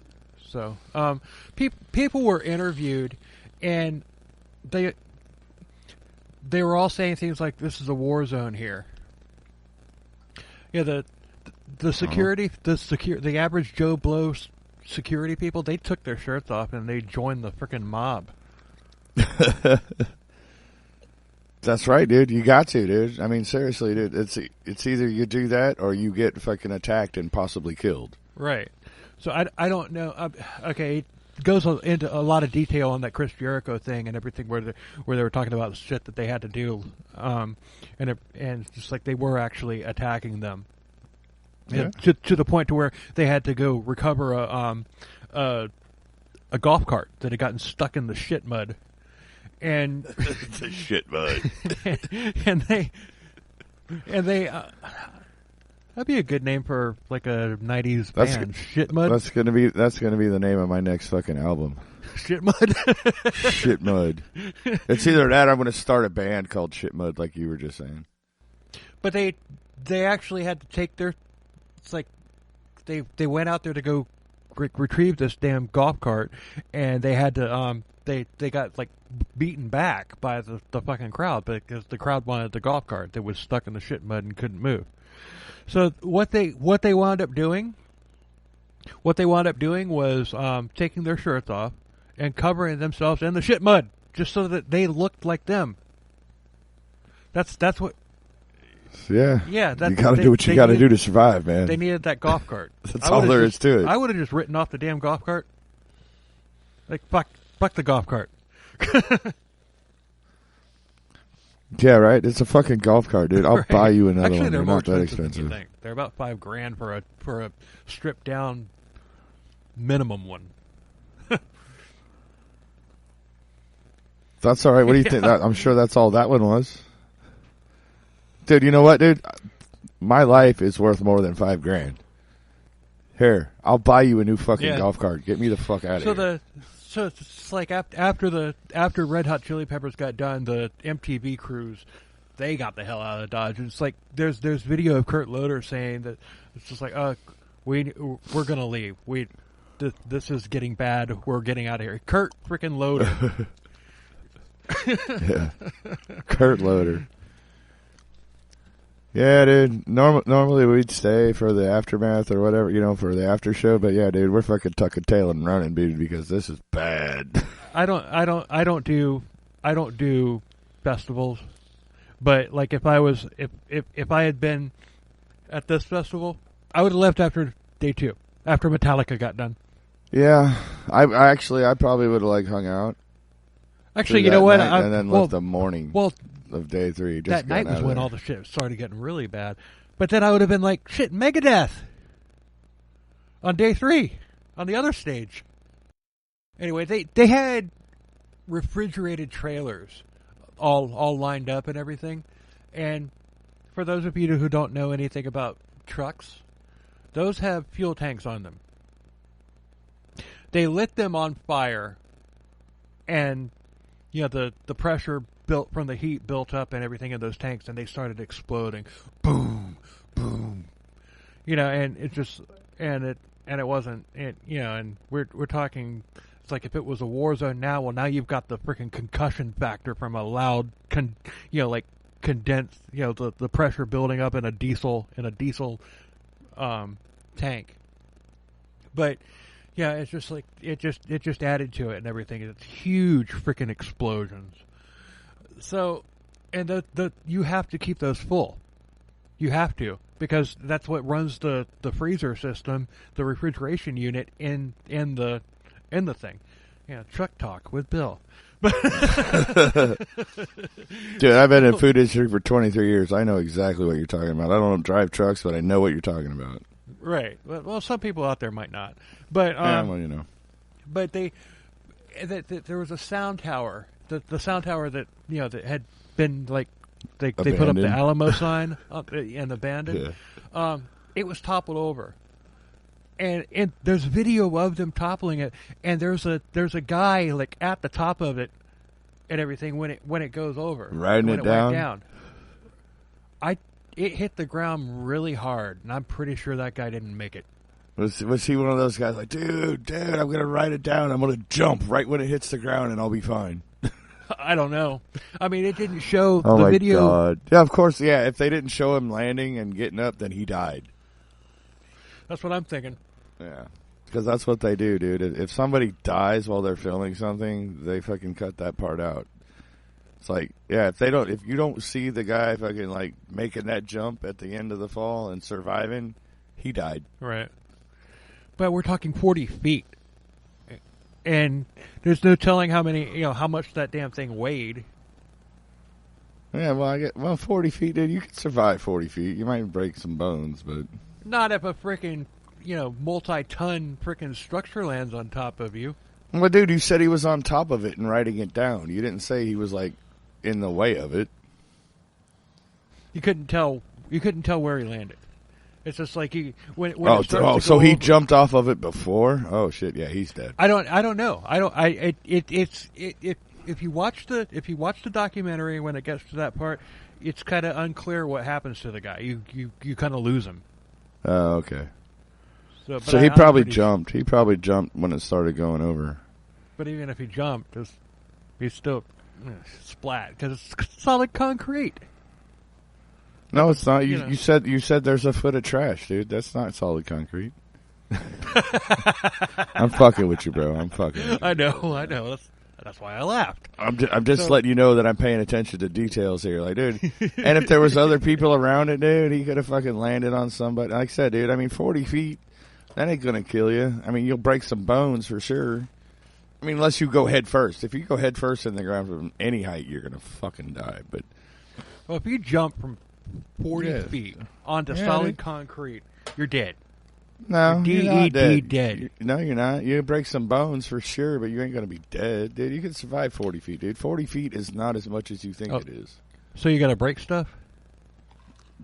You'll definitely break some bones. I mean, you're not. I mean, it's like you're not coming out of it unscathed like they show in all the fucking TV shows now, or movies like fucking Fast and Furious, where it's like, dude, I jumped from one car to another going at 70 fucking miles an hour and hit the windshield and survived. The mob, they made it into the vendor village, and they looted every vendor stand. Band merch and stuff like that, and everything.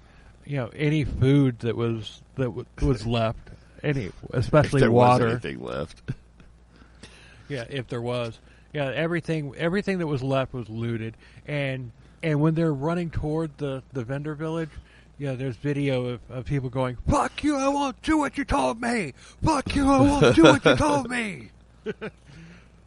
So, Rage Against the Machine for those of you which also brings don't. up another funny story. But anyway, so then somebody notices the ATMs. Oh boy. So they start trashing the ATMs, which have to be empty by now, right? You would think, because people like, okay, I got to get some money so I can get a freaking $30 bottle of water. I know, yeah, dude. I have to take out $100 so I can buy a bottle of water, and I probably got charged $20 fucking service fee for it. Right. I mean, I've been at concerts and everything where I've had to get cash out and everything, and there was like an $8 service fee. Well, I know, dude. They fucking rape you at those places. I just make sure, dude, like, if I'm going to a concert, I make sure I have plenty of fucking cash on me. Yeah. Right. So. It's either that or I make sure that they take fucking debit cards so I don't have to have any cash on me and I can just go, there you go. Right. Just because when you're paying for it on your debit card, they don't charge you that service fee. But, yeah, Right. So when everything started going down, they put out the call, and troopers from like New York City, from like all over the place and everything. But it took them 6 hours to get there because this little town out there, and I think it was in Rome, New York, which is a tiny little town. They don't have the manpower to go in and do this, so they had to wait for these people to come in. So help was on the way. It's not like they were just letting this happen, and they're just like, well, we'll just let them write it out. Yeah, just let them run out, dude. They'll either all fall down and go to sleep, or they'll just die. Who cares? Just right. Everybody important, get the fuck out. Lock the fucking shit. Just let them kill each other in this, like, dude, like Escape from New York fucking setting here. Yeah, that's not what happened. They did, but they had to. But it takes a while to get from New York City or these other places to Rome, and it just. But they wanted New York City, obviously, because of the fact that they're probably the best properly trained crazy officers. Yeah, right. So finally, it was just the state troopers. They show up in riot gear, and they've got like armored vehicles and stuff like that. And they show up and they break it up. I mean, everybody. They went to work. Yes. Yeah, they went to work. Yeah. The next morning, it looks like frickin' Bosnia or Kandahar or some other war-torn city. I mean, I don't doubt it. Everything's broken. There's cars flipped over. There's fires still burning. There's trash everywhere. I mean, it's just probably it's dudes a frickin' still running around thinking it's still going on. Who's the surprise act? Who's the surprise headliner? Waiting for the surprise headliner, motherfucker. I had a good authority. Some guy, he told me that there was going to be a surprise headliner. Where is it? Where is it? I'm still waiting. I haven't slept in a month. The only reason that he didn't get arrested was because he was like passed out underneath a pile of trash. Underneath the trash, yeah, that's what I'm saying. It's like, how many people got trampled in that trash? I wonder. You know what I mean? I know. Well, and another thing, it's like, it's just like they're with all these fires and everything, with all this trash. It's amazing that trash didn't catch and just spread like fucking wildfire because it was dry. It was all dry. I mean, it was humid and everything, but the trash itself, it was dry. Well, I mean, you'd think, but whatever. I mean, dude, depending on where it was, I suppose. Yeah, I guess. You see, like, dude, the porta potties are overflowing and they're breaking open water pipes, dude. There's fucking water running everywhere, so that shit's not as dry as you think it is. Right. You're right. So, in the aftermath. And I'm sure people just run around pissing wherever they are, you know, dude? And it's like, whatever. True. So, yeah. The aftermath. Let's get to that. Yeah. The aftermath. We're almost done. The organizers, like lots of lawsuits were filed over rape allegations and negligence and everything. Officially, 3 people died. Okay. Officially. 2 were drug overdose. Another one with like a heat stroke or whatever. I couldn't find anything about the other thing. But shit, with all the drugs that were there, there's yeah, no shit, right, dude? Only 2. Just like the fucking first Woodstock and everything. It's like when you watch the documentary about Woodstock '69, they don't tell you about all the overdoses. There are probably shit tons of overdoses. There are probably fucking heat stroke deaths and everything. And we'll probably never know that. They told you not to take the brown acid. But the brown acid was coming out of the water, though. No, I'm talking about the original Woodstock. I'm talking about 99. I know, but the original Woodstock, somebody's passing around bad acid, so they made an announcement over the PA: do not take the brown acid. Right. Yeah, do not drink the brown water. So, Woodstock 99 was the embodiment of what the 90s were. Just angry, bad music. Yeah. Lang and Cher were still doing their Baghdad Bob impersonation. Even in the days following after day 3 and everything, they're just still like, they're still just like, oh, it was a success, blah, blah, blah, blah, blah. There were no riots. Like, seriously? There was a couple isolated incidents. Dude, how much money did you lose on this show having to pay back for all the fucking damage that was caused? Oh, I know. The official death count, I refuse to believe that only 3 people died. No, there's no fucking way only 3 people died. Right. And there's no information about how much money they lost due to lawsuits and all that stuff.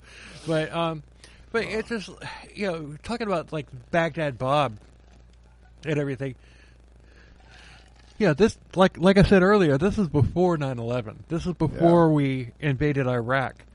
So, so I wonder if Baghdad Bob learned how to do the misinformation and deflection from these guys. He learned it from Lang and Cher. Yeah, probably. Like, oh, it worked, dude. If they did this like a year or two before that, and it reminds you of what they did a couple of years later, then yes, they obviously got it from him, because where else would it come from? Well, no, I'm talking about Baghdad Bob. Baghdad Bob learned it from them. That's what I'm saying. Oh, okay. That's what I'm saying. It's like, what the guy that reminds you of what these people were doing earlier, right? Then yes, he got it from them. He had to have, because I believe it, seriously. Because I mean, it's just like when you watch the documentary, just watch some of their freaking the interviews and everything. All right. It's when I watched it, it's just like, this fucking Baghdad Bob right there. Right on. So anywho. they're still claiming that it was a success with a few bumps along the road. They blame the fact that it was 250,000 people, but like I said, in 1969 there were 400,000 people. Yeah, there was even more than that in '94. Yeah, actually, you're right. There was more than 250,000 in 1994. But '94 was doing the same thing, dude. People were fucking jumping the fence and just running in, and nobody gave a shit. Right, but that didn't happen there because they had a freaking impenetrable freaking fortress set up around the entire area. I know, dude, and that had to contribute to a lot too. To be honest with you, I mean, I'm not gonna lie. But the thing about it is, it's just like, okay, at this point you knew how many tickets were sold, so you knew how much food and water you should have had on hand, and you knew how many amenities you needed to have, like like trash receptacles, like Yeah, they just didn't care about that. Yeah.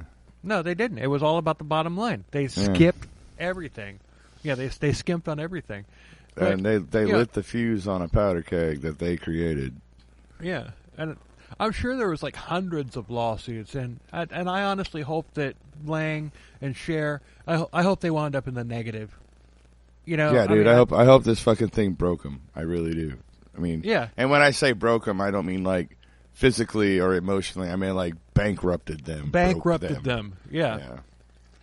Well, they in 2019, which would have been the 50th anniversary, there was a Woodstock 2019 that was planned in Maryland, not in New York, but in Maryland. All right. But it was canceled. Nobody was going to finance it. Nobody was going to finance it. Yeah, that's the last fucking thing you did, asshole. Fuck you. Yeah. And then Michael Lang, rest in distress. He died in 2020. Oh, dude. COVID? Just saying. I don't know if it was COVID. That was my first thought. COVID, or did he just like from like the shit infections from his show fucking 20 years earlier? Shit, he wasn't at that show. I know. You know what I mean. But no, there's no information. When it said that in the documentary, I was just like, oh, I wonder if he got COVID and died, because he was old as fuck at that point. I don't know. Well, exactly dude. I mean, like seriously, dude. If he was the one that did the very first Woodstock, yeah, and he was like 20, and then did one 30 years later. He was 26 in 1969, I think. So 26. So that made him 56 for the 99 one. And then, 76. I mean, dude, he was like average. He wasn't like, he's not average, but he did regular lifespan, I guess, for a human these days. Yeah. So, but it didn't say whether he got COVID or not. I wish he had gotten COVID. Nah, dude, I don't wish that shit on anybody. Well, but I don't either. Yeah, you know what I mean. But I know what you mean too. For the fucking damage that he caused putting on this dumbass fucking completely unresearched show and never owning up to it. Yeah, and just like totally fucking dodging the blame. No, there was an interview that when you watch it, you'll see like toward the like it was recorded like months before he died, and he's still passing the buck. He's still Baghdad Bob. Oh, nothing happened. It was all good. Well, speaking from somebody that wasn't there and probably just whatever. Yeah. Anyway, I mean, I don't think that Cher. It's just. I really hope that Cher is not in the promotion business anymore. I mean, I really hope that it's just like anything that he tried to do after that, people are just like looking at him and it's just like, okay, fuck off. Yeah. Either that or I hope she learned her lesson and does better research before she plans another something shit like that. Because, dude, I mean, this was just... No, this thing was just poorly planned this was poorly planned from beginning to end, dude. It was just a bad idea. Well, I mean, if this had happened in the 80s, it would have been like, it's like, all right, we got this band Metallica, they're selling a lot of albums. And we got this band Bon Jovi, they're selling a lot of albums. And we got this girl, this lass named Madonna, she's selling a lot of albums. And then somebody would have told him, like, hey, dude, they already did that. They already Michael did Jackson. that. Kingdom Come, Dawkins, Michael Jackson. Metallica, Scorpions, and Van Halen. We've already done that show, dude. Fuck off. We're not doing it again. No, but you got to think outside of the box. You put these bands together with like Metallica. You don't do that. No, Metallica and Madonna. Shut up! I know what I'm talking about. I did Woodstock. I know what I'm talking about. Metallica. You're an asshole. Fuck off. Madonna. Metallica. It'll work. Trust me. Metallica. Madonna. Tiffany. She's hot. She's like tearing up the charts right now. She's fire. She's groovy. All right, Tom Cruise, fucking agent from we put Tropic Tiffany. Thunder. Shut the fuck up. Let's finish. We put Tiffany on there with and Debbie Gibson, her too. No, we will not do that ever. Although, dude, I have to admit though, like when they did "Moth to the Flame" with Lady Gaga, even though the sound guy fucked it up and like totally muted all the vocals because it was less like, dude, we can't have Lady Gaga singing with Metallica. It was fucking badass, dude, because Lady Gaga's fucking badass, dude. I don't give a fuck what anybody says. Dude, that woman is fucking amazing. Yeah, she is. Anywho. Anyway. Wrapping it up, I hope. Day 4. No, I'm kidding. Dude, you're lucky you live on the other side of the state, because if you were on the other side of the room from me, I'd have shot you. Shit. All right. I'm just kidding. I would have shot you, but I would have given you a dirty fucking look for sure. You would have thrown an empty beer can at me. I did. I have 2 of them sitting right here, dude. I have 2 of them. You would have got both. Dude, I would have double barreled you. So, anyway, we hope you liked this one. We had a hell of a lot of fun doing it. Yeah, we did. This was. Yeah, we loved this one. What the fuck is that? What? No, keep going. I'll find out what it is later. Go on. Carry on. Okay. We and thank you very much for listening. We appreciate the hell out of it. Oh hell yeah, y'all rock. I appreciate every one of you that listens to these. And it's just like our stats and everything, they grow with every episode that we do. It's like every episode does a little bit better than the previous one and then all the other episodes because we just switched platforms. So we're seeing what it's like now and everything, and all the older episodes they're creeping up there as well. Yes, you like us. You really, really like us. You really like us. So we fucking appreciate the hell out of it. Yes, we do. Next week, we don't know which we're going to do next week. We have no clue because we've still got the albatross with the freaking Joseph Paul the albatross, dude. That is the best way to put that. Yeah. Oh my god, that is the so fucking best way to put that fucking episode. But yeah, maybe next week, maybe not. I don't know. We'll see. Yeah, we're back to that. But yeah, here we go again. That episode will come out shortly. It'll either be next week or the following week. Shortly or longly, depending on how it goes. Actually, Yeah, it'll be either be next week or the following week. So. Yeah. From this And then episode, it'll be next week, yeah. Right. And then after that, we've got a 2-parter for you that's a freaking doozy. Oh, I can't wait for that one. So what should we do for Halloween? We got to come up with something really gnarly for Halloween. Oh, dude, you know what? I've been thinking about it. I'll figure out something. Yeah. So, Dude. I mean, we could... Yeah, no, I don't want to say it on here because I don't want to give it away, dude, but I have an idea. Oh, okay. Because if I say right. something here, dude, they'll know what it is, and So it you won't be can, as... so you can tell me in 5 minins when we wrap it up. Once we wrap this shit up. So wrap this shit up, dude, because I got to pee. Okay. So our socials and all that stuff are on our website, which will be linked in the show notes and everything. Todd, my original music, Todd's band, and all that stuff, and Todd's band. He'll buy you a beer if you come see him. Check Facebook for the links there. And anyway, until next week. Later.